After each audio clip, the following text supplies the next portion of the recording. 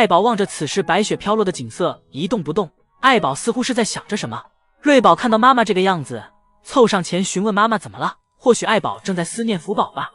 而这也让画面一下显得伤感起来。瑞宝、辉宝在爱宝身边转来转去，跑来跑去，但爱宝却始终没有其他的动作，只是看雪。爱宝看了太久，瑞宝正用手扒拉妈妈脸的样子，像是在让妈妈别看了，脖子会酸掉的。这已经不知道是韩国的第几场雪了。或许爱宝在想，此时福宝那里应该也下雪了吧，毕竟福宝小时候最喜欢玩雪了，就像瑞宝、辉宝这样。福宝那被雪包裹时兴奋的样子，到现在依旧是展现大熊猫开心的经典画面。还有雪越大，福宝越兴奋的样子，抱着大树3、2下就爬到了最高处。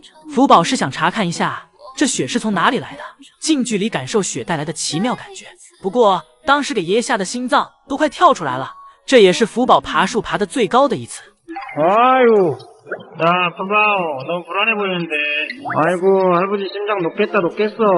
而爱宝这一边吃竹子一边仰头的模样，就是在思念福宝吧。瑞宝抬头看向妈妈看的天空，仿佛是在跟妈妈一起找寻福宝姐姐在哪儿呢？福宝姐姐来了吗？福宝姐姐。宽看到乐宝最近爱采摘关景竹，意识到乐宝近期是对关景竹独有胃口，于是永宽索性也不用乐宝自己采摘了，永宽直接给乐宝采摘好，处理成合适的大小，跟其他竹子一起给乐宝准备好。乐宝来了就可以直接开吃了。昨天永宽下班前还特意为姐妹俩将小晾台收拾了出来，但今天瑞宝却又不想出门了，将爷爷来火，但是根本没用。瑞宝表示，室外的冷风哪有室内的恒温空调舒服。江爷爷怕瑞宝饿着，给瑞宝在树上放了许多的竹子，不过好在还有辉宝。辉宝出门后就来到了爷爷给自己收拾好的小晾台上，不然永宽真的白忙活了。辉宝最懂给人提供情绪价值，辉宝趴在小晾台上很快就睡着了，而爱宝吃饱了，打算丢下辉宝直接回家。辉宝一觉醒来天塌了，妈妈不见了。不过江爷爷及时出现在了辉宝的视线中，同时还给辉宝送来了一些自己进行裁剪好的小竹子。辉宝碰巧伸了下手，像是在跟爷爷礼貌答谢，简单小吃2口。辉宝从树上下来了，腿虽短，但是咱稳重。下来后的辉宝没有回家，而是追在爷爷屁股后面和爷爷玩了起来。刚好江爷爷也可以借陪辉宝玩耍的理由，释放一下心中的那个少女。江爷爷跟辉宝打起了雪仗，辉宝顶着皮套埋头往前冲，辉宝玩不过爷爷，连连挥手让爷爷不要再弄了。江爷爷摸了摸辉宝的头，摸头不是抱歉，而是辉宝还得再练。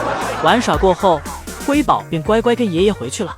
是福宝营业结束的最后一天，在游客走后，2个爷爷悄悄地碎了。4年的时间仿佛一眨眼就过完了，没有人能够真正做到坦然地面对分离。2个爷爷偷偷躲在没人的角落，擦拭着眼角的泪水。第2天，宋爷爷给福宝的房间贴上了进行区域，并在自己的防护服上写上了自己的名字。穿戴整齐，宋爷爷走进了福宝的隔离房间，为福宝清理青团和吃剩的竹子。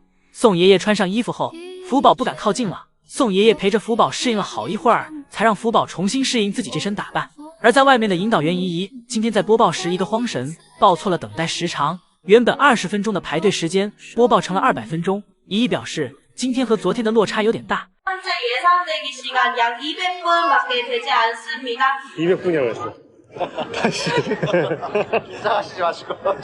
어제랑 오늘의 차이가 너무 심해서. 要知道，昨天福宝最后一天营业的排队时间高达400分钟，而与此同时，江爷爷这里开始为福宝做回家的准备了。这是当年爱宝来韩国时所使用的笼子。 江爷爷对其进行了翻新，为了感觉福宝在里面会不会舒服，江爷爷好几次亲身坐在里面尝试。之后，饲养员开始模拟演练运输福宝的过程，反复尝试，直至熟能生巧。熟记路线后，爷爷们开始让福宝熟悉运输笼。此时陪伴福宝的是宋爷爷。这1个月里，每个饲养员看上去都很平静，但平静的背后，一定是隐藏了一场巨大的暴风雨。 宝这里的一家3口，今天谁也没有给爷爷添麻烦，但爷爷却反给瑞宝、辉宝添麻烦。宝家的熊和宝家的饲养员真是轮番给对方整活。就在瑞宝将要进入通道里时，门突然关上了，辉宝紧跟其后。面对突然关上的门，姐妹俩一脸茫然。辉宝走上前，不断用小手扒拉着爷爷的门。瑞宝小手放在辉宝身上，安抚了一下辉宝，让辉宝不要害怕，表示有姐姐在。今天的室外太阳很大。 辉宝一出门就开始跟姨姨们开粉丝见面会，努力营业。为了让姨姨们不要争宠，所以辉宝便给场外每个角落的姨姨都宠到位了。辉宝一转头，发现妈妈不在小亭子上了。这时辉宝着急了，瑞宝这也急了，姐妹俩稍微和妈妈分开一会儿都不行。虽然爱宝此时也没干什么，只是在喝水，但对瑞宝、辉宝来说，就算只是在妈妈旁边发呆也开心，因为在爱宝身边，姐妹俩就安全感满满，怎么玩耍怎么折腾都不会害怕。而爱宝的放松程度似乎根本没给瑞宝、辉宝放心上，不然怎么爱宝回家时都没发现自己的孩子没跟上呢？姐妹俩确认妈妈不会再突然离开后，姐妹俩又开始放心的探索园区了。因为瑞宝、辉宝知道妈妈一旦吃起竹子来，不会轻易换地方。姐妹俩一起摸索到了泳池里，这还是姐妹俩第一次一起泡澡。瑞宝的大长腿在水中尽显优势。泡完澡后，瑞宝站在石头上给自己甩了甩皮套里的水。刚好爱宝这时也吃饱了，爱宝带着他这俩小跟班往家走去。姐妹俩回家路上还不忘再折腾一番。由于姐妹俩在后面磨磨蹭蹭走到通道门时，门就已经关上了。里面这时一定是老宋头，因为只有老宋头才能干得出这么幼稚的事情。老宋头也害怕姐妹俩产生小情绪，没一会儿就给通道门再次打开了。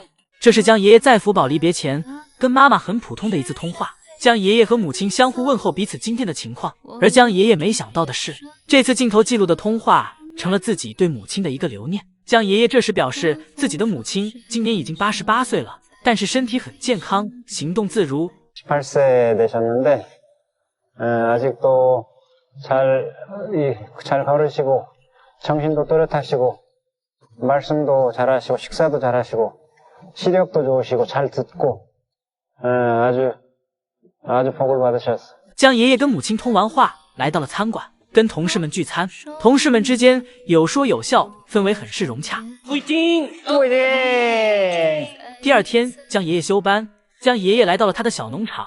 江爷爷给自己种植的小葱浇了浇水，除了除杂草，在园区忙碌。休班了依旧很忙碌。江爷爷还在自己农场里安装了一个集装箱。江爷爷此时所在的位置是自己的集装箱里，一个累了可以随时进来休息的地方。休班一天，江爷爷再次上班时收到了永宽因为下雪摔伤的消息，所以今天的雪只能江爷爷来打扫了。虽然宋3岁不能干力气活了，但一点也不妨碍宋3岁在一旁调皮。안 되실 것 같죠? 저는 던져요. 딱 한 번 던지고 끝날 것 같죠? 저는 2번 던져요. 宋3岁这么调皮，也是被江爷爷宠出来的。很快时间来到福宝回国前的最后3天，这3天是爱宝乐园有史以来人最多的3天。这人流量从熊猫世界一直排到爱宝乐园的门口。当时间来到最后1天时，江爷爷来到自己办公室，看到几个节目摄影师围在办公室，江爷爷立马给他们都赶了出去。 나와주세요. 동물농장도 나오고 여기도 나오고 다 나와주세요.